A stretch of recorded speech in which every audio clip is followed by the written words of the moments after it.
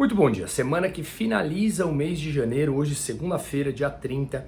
Mercados mundiais caindo levemente, índices futuros americanos caindo, europeus caindo com dados que eu vou falar daqui a pouco, commodities também em leve queda e o euro se valorizando, 1,09 agora por dólar, e também o DXY, que é o índice do dólar frente a umas 6 das principais moedas importantes no mundo, está a 101 pontos. Lembrando que há alguns poucos meses bateu 114 pontos, para contextualizar um pouco mais. Então o dólar segue perdendo força frente a outras moedas, inclusive o real, como a gente falou aqui. Eu fiz um post detalhando que isso tem muito mais a ver com fatores externos do que especificamente domésticos aqui no Brasil, tá? Mas essa semana é extremamente importante porque tem a definição da taxa de juros nos Estados Unidos, do Banco Central Americano, Federal Reserve. É bem provável que eles subam 0,25 e a partir de agora diminuam esse ritmo de alta, e a questão é quanto tempo essa taxa permanecerá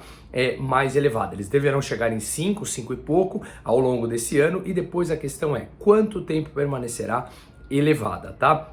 Se a gente olhar de 1980 para cá, cada pico de inflação que teve nos Estados Unidos não durou muito tempo, coisa de um ano e pouco, próximo a 2 anos, às vezes até questão de meses. Então vamos ver, porque juros mais altos desacelera naturalmente a economia. Agora, o dado da Europa que saiu, que veio abaixo do esperado, foi o PIB da Alemanha.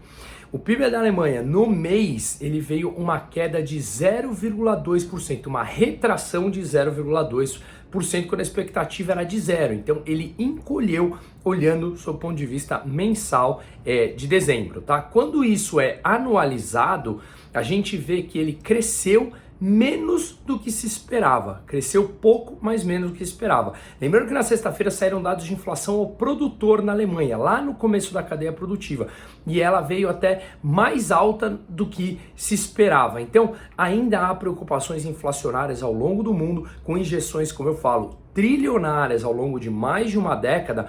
Não é de se espantar que essa inflação demore sim a passar. Claro, tem fatores de commodities caindo, uma recessão à vista que deverá frear esse processo inflacionário em breve. Mas de qualquer maneira, as economias precisam retirar os excessos praticados pelo próprio sistema, pelos bancos centrais, que isso causou distorções, seja em contratação de empresas, em inflação de ativos, seja em números que o dinheiro fluía livremente sem olhar necessariamente a eficiência, a geração de caixa da empresa, e agora o processo começa a se reajustar, ou já está se reajustando. A gente viu empresas de tecnologia não apenas mandando embora, como já caindo mais de 50%, 60%, tá? Bom, aqui no Brasil a gente tem dados hoje de IGPM, tem a projeção do Focus, que mostra sempre a expectativa de juros, inflação e PIB, e também a gente tem dados de dívida PIB, relação dívida PIB, que deverá por hora ainda continuar caindo nessa primeira leitura. Claro que com o governo agora